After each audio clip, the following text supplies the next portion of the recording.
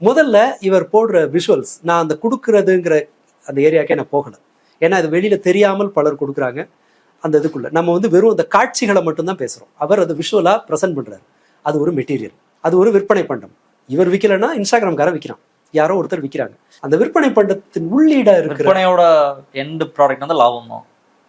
வியாபாரத்துக்குள்ள வந்துட்டா லாபம் தான். நம்ம எதையும் இந்த மாதிரி காட்சிப்படுத்துற எதையும் ஒரு நோக்கம் இல்லாம நம்ம செய்யறது இல்லை.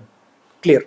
அவருக்கு பணம் நோக்கம் இல்லைன்னு சொன்னா வேற ஒரு நோக்கம் இருக்கு, ஒரு நோக்கம் இருக்கு. அதனால இதை நாம வந்து அந்த அந்த அந்த அந்த அவுட்புட்ல இருந்து நம்ம கவனிப்போம். அதுல என்னென்ன வேலை நடக்குது, ஒரு செட் ஆஃப் மக்களுக்கு ஒரு குற்ற உணர்வு வருது, அதனால அவன் அந்த காட்சியை திரும்ப பாக்குறான். ஒரு சிலர் வந்து என்ன பண்றாங்கன்னு சொன்னா அந்த அந்த எமோஷன் இருக்குல்ல, அதோடு தன்னை பொறுத்துறான். அந்த மிரர் நியூரான்ஸ் வந்து வேலை செய்யுது. ஐதர் பாலாவோட இடத்துல இருந்து நம்ம கொடுத்தா அது எப்படி இருக்குங்கிற அந்த எமோஷனலா அவன் கனெக்ட் ஆகுறான், அல்லது ஆப்போசிட்ல ஒரு ரிசீவரோட எண்டில் நமக்கு இப்படி ஒரு உதவி கிடைச்சா எப்படி இருக்கும். அடுத்த ஒரு இன்னொரு உணர்வு இதில் பார்க்கிறவனுக்கு வெளிப்படுகிற இன்னொரு உணர்வு என்னன்னு சொன்னா ஒரு ஒரு ஒரு அரவணைச்ச மாதிரி ஒரு ஃபீல் வரும். யாரோ ஒருத்தர் கொடுக்குறாங்க, யாரோ ஒருத்தர் அதை வாங்குறாங்க.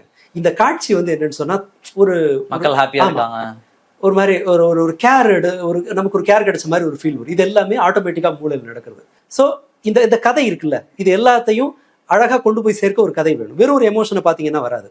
அந்த கதை இருக்குல்ல, இவர் வந்து எல்லாருக்கும் கொடுக்குறவர் அப்படிங்கிற கதை நமக்கு ஏற்கனவே தெரியும், பார்க்கிறவனுக்கு தெரியும். வாங்குறவனோட ஒரு கதை அங்கே சொல்லுவாங்க, கஷ்டப்பட்டு அயன் பண்றாரு, கஷ்டப்பட்டு டெலிவரி பண்றாரு, கஷ்டப்பட்டு ஆட்டோ ஓடுறாரு. அந்த கதை ஆட்டோ அது வந்து நம்ம என்ன பண்றோம்னா அந்த கதையை வந்து இணைச்சுக்கிறோம். ஒரு இதெல்லாம் பார்த்துட்டு ஒரு ஸ்டோரிக்குள்ள இந்த எமோஷன் வருது. உங்களை வந்து பாசிஃபை பண்ற மாதிரி, உங்களை மகிழ்ச்சிப்படுத்துற மாதிரியான ஒரு கண்டென்ட் இருக்கு, அல்லது குற்ற உணர்வு ஊட்டுற ஒரு கண்டென்ட் இருக்கு, அல்லது மிரர் நியூரான் உணர்வுன்றது நம்ம எதுவும் பண்ணாம இருக்கோம். இல்ல இல்ல இல்ல, ஐயோ இப்படி ஒருத்தர் கஷ்டப்படுறாங்களே, ஏன் பிச்சைக்காரங்களுக்கு ஏன் போடுறோம், ஒன்று ரொம்ப முடியாதவங்களுக்கு, அதை ஒரு அதீதமா பாதிக்கப்பட்டவங்களுக்கு ஏன் உங்களை அறியாம நீங்க போடுறீங்க. நமக்கு எனக்கு இருக்கு ஒண்ணு, அவனுக்கு இல்ல, ஐயோ பாவம்ன்றது உணர்வு அது நல்லதுதானே இருக்கலாம். ஆனா இதுல இந்த இந்த காட்சி வழியில வந்து டேமேஜ் அதிகமா. எத்தனை பேர் இதை போல வந்து கொடுக்க ஆரம்பிச்சிருக்காங்க, ஆனா பலர் வந்து அதை கமர்ஷியலா பயன்படுத்த ஆரம்பிச்சாங்க.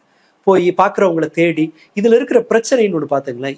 இந்த காட்சி வரணும்னு வச்சுக்கோங்க, இப்படி ஒரு கதை ஒளிபரப்பாகணும்னு சொன்னா எதிரில் இருக்கிறவனுடைய பரிதாபம் அந்த இடத்துல தேவை. நீங்க பரிதாபம் இல்லாம நெஞ்ச நிமித்திட்டு உங்களால வாங்க முடியாது.